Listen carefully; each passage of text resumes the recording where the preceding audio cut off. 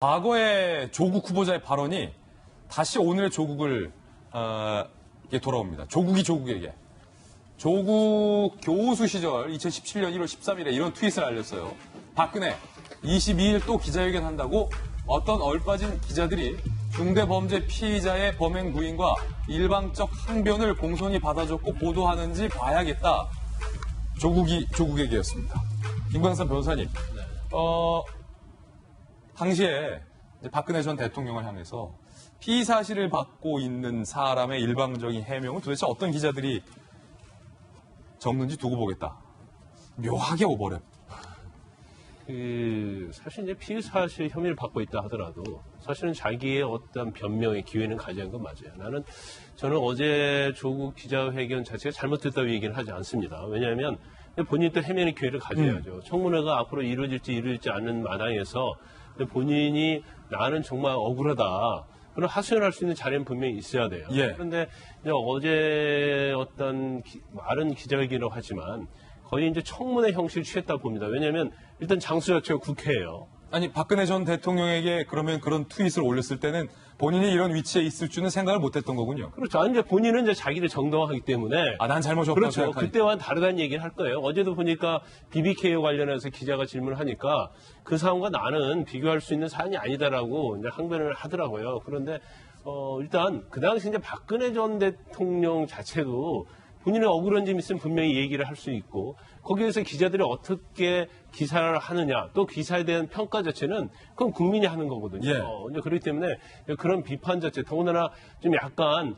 만약에 거기서 약간 옹호적인 기사를 쓰는 기자에 대해서 굉장히 아주 모욕적인 그러한 언어를 썼지 않습니까? 그런데 어제 기자회견도 마찬가지로 봐요. 그래서 본인의 어떤 의혹을 해소하는 자리는 기자회견을 하는 건 맞는데 일단 장소에 있어서 좀 잘못된 것 같고 더군다나 여당의 수석 대변인이 그 사회를 본다는 것 자체는 이것은 사실은 그 국회 자체에서 청문할 수 있는 권리를 포기하면서 마치 조국 후보자를 위한 뭐 그런 자리를 말하는 거기 때문에 그건 사실은 맞지 않다고 보고 그다음에 이제 한 가지 마지막 말씀드린 것은 무엇이든지 간에 결과가 좋으면 다 좋은 게 아니고요. 절차적 정당성이라는 게 있는 겁니다. 네. 경향신문에서 절차적 정당성에서 꼭 찍고 있잖아요.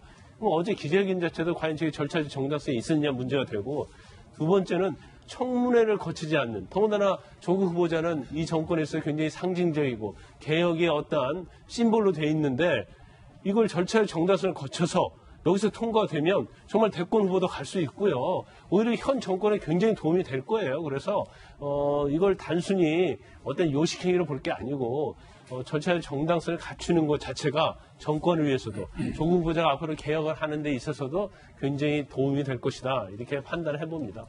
예, 김광삼 변호사님 말씀 이어서 다시 한번 드리면 제 기억에 어제 조국 후보자도 그 개인적 해명의 자리를 갖는 것은 그거이고 국회가 합의를 해서 청문 절차를 진행하겠다고 그러면 그거 나오겠다는 거예요. 예. 그러니까 이제 끝났다고 생각하지는 않는다는 거죠, 본인도. 그러니까 지금 사실은 애매합니다. 국회가 통제할 수 있는 시간은 이제 내일로 끝나는 거죠. 사실 오늘로 사실은 오늘로 사실상 끝나죠. 그리고 이제 3일까지를 하루를 넘어서 3일까지 정책 합의를 했던 겁니다. 그런데 이제 그것도 다 놓치게 되는 상황인데 후보자의 뜻이 그렇게 있고요. 또 많은 언론과 국민들이 정치적 절차 그리고 법이 정해놓은 청문 절차를 좀 거치라라고 하시는 마당이라고 한다면 저는 국회가 어쨌든 노력을 해야 된다고 그럽니다. 네. 그래서 이거 요식행위 아니야? 요식행위를라도 법이 정해놓은 거 지켜야 된다고 저는 생각을 합니다. 예. 그래서 그 청문 절차를 거치고 그를 바탕으로 해서 보고서가 채택이 되든 안 되든 간에 대통령이 최종 정치적 판단을 할 수 있도록 하는 것이 맞다고 봅니다. 아까 우리 박정아 대변인께서 이거 다 짜놓은 거다. 청와대도 짰고 민주당도 짰고 조국도 다 짜서 이렇게 쭉 온 거 아니냐 얘기하시는데 아니 제가 그래서 자유한국당한테 답답한 거예요. 우리가 그렇게 짠 거 아셨잖아요. 짠 거 아셨다. 우리가 짠 거기에 거 근데 아셨냐. 이렇게 맞춰서 오시면 어떡해요 그러면. 그러니까 저는 그 자유한국당이 무능하다라고 얘기하는 게 여권이 이렇게 짰나 봐. 그거 알고 그걸 갖고 국민들에게 쟤들이 짰대요라고 얘기할 게 아니라 막아야지 그걸. 그걸 막아야죠. 청문회야지. 그래서 청문회를 할 수 있도록 하고 그 칼을 벼렸을 텐데 그 청문위원들이 거기에 맞게 준비를 할 수 있도록 판을 만들어야지. 슬슬 시간 끌다가 다 날려버리고 나서 이제 와서 여당이 짰다 이렇게 얘기하시면 그게 무슨 의미입니까? 저는 자유한국당이 제1야당으로서의 실력과 책임감을 좀 보여주셔야 될 때라고 생각을 합니다. 네. 박 의원님 그렇게 말씀하시면 안 되죠. 다 알고 그랬으면은 지금 와서 또 저 국회들 모여가지고 청문회 또 하자고 얘기하시면 안 되죠. 저는 자유한국당이나 야당한테 말씀드리고 싶어요.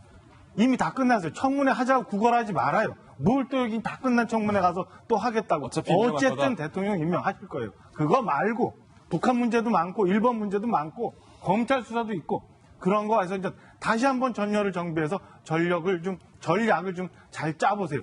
박용진 의원님 청문회 하자고 하신다고 또 거기에 덜렁 쫓아가서 청문회 하자고 구걸하지 말고. 자, 어쨌든 여야의 마지막 합의는 좀 남아 있는 것 같은데 어제 조국 후보자가 이런 모습도 좀 관측이 됐어요. 죽창가를 올리자라고 얘기했었던 조국 후보자가 일제 펜을 사용하다가 누군가가 지적이 있었나 봅니다. 국산 펜으로 급히 바꾸는 장면도 포착이 됐습니다. 함께 보시죠.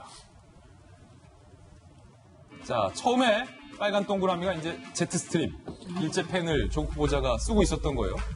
그러자 누군가가 언급을 하거나 누군가 지적을 했던 모양이죠. 그러자 자, 그 이후에 국산 연필로 펜을 교체한 모습이 어제 포착이 됐습니다. 그런데 조국 후보자가 페이스북에 이런 글을 올린 바 있었죠. 죽창가를 들자. 죽창가를 들자. 죽창가를 들자는 말만 안 올렸더라도 조국 후보자가 일본 펜 쓰다가 국산 펜으로 바꾸는 일 없지 않을까라는 생각이 들고 조국이 조국에게 지금 또 준비되어 있습니다. 이런 말을 과거에 한 적이 있어요. 박근혜 대통령 야구시구 좋습니다. 단 그것으로 국정원 불법 선거 개입과 경제민주화 공약 포기가 사라지지는 않을 것입니다. 그리고 다음번에는 아식스가 아닌 국산 운동화 신어주십시오. 2014년 10월 26일. 왜 이렇게 국산이냐 국산 아니냐에 조국 후보자가 집착을 해왔는지 모르겠습니다.